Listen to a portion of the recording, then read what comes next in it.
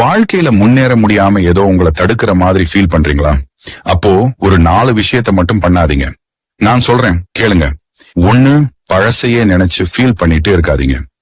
அது முடிஞ்சு போன கதை, அதோட விட்டுடுங்க. 2, நாளைக்கு என்ன ஆகுமோன்னு ஓவரா டென்ஷன் ஆகாதீங்க. அது இன்னைக்கு இருக்கிற நிம்மதியையும் காலி பண்ணிடும். 3, உங்க சந்தோஷத்துக்கு மத்தவங்களை எதிர்பார்க்காதீங்க. உங்க லைஃபோட ரிமோட் கண்ட்ரோல் உங்ககிட்ட தான் இருக்கணும். 4, உங்களை நீங்களே குறைச்சு எடை போடாதீங்க. நீங்க நினைக்கிறத விட நீங்க ரொம்ப கெத்தான ஆளு. ஞாபகம் வச்சுக்கோங்க. லைஃப்ல உங்களுக்கு எல்லாம் ஏன்டா கடவுள் இவ்வளவு கஷ்டம் கொடுக்குறேன்னு சொல்றப்பலாம் இந்த வார்த்தை ஞாபகம் வச்சுங்க. கடவுள் எல்லார்ட்டையும் கஷ்டத்தை கொடுக்க மாட்டான். யாருக்கு வாய்ப்பை கொடுக்க போறானோ அவனுக்கு தான் கஷ்டத்தை கொடுப்பான். நான் கொடுக்கிற நல்ல வாய்ப்பை ஹேண்டில் பண்ற கெப்பாசிட்டி அவனுக்கு இருக்கா இல்லையா நம்ம பார்க்கணுமா இல்லையா? சும்மா போற வரவன்ட்டெல்லாம் தூக்கியா கொடுக்க முடியும்? ஒரு பொறுப்பை நான் ஒருத்தன் கொடுக்குறேன்னா அதை செய்யறதுக்கான கெப்பாசிட்டி இருக்கான்னு பார்ப்பார். அப்ப வாய்ப்பை கொடுக்கிறவன் சோதிப்பான். நீங்கள் சோதனையில் இருக்கிற போது மனிதர்கள் உங்களோடு கூட இருப்பதில்லை. காரணம், நீங்கள் சோதனையில் இருக்கிற போது கடவுள் உங்கள் கூட இருக்கிறார். அதான் உண்மை.